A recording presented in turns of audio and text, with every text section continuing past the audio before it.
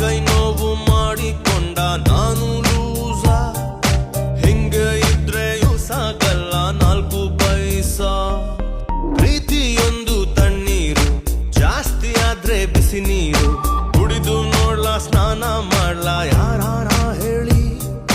ವಯಸ್ಸಿನಲ್ಲಿ ಕನ್ಫ್ಯೂಷನ್ನು ತುಂಬಾ ಮಾಮೂಲಿ.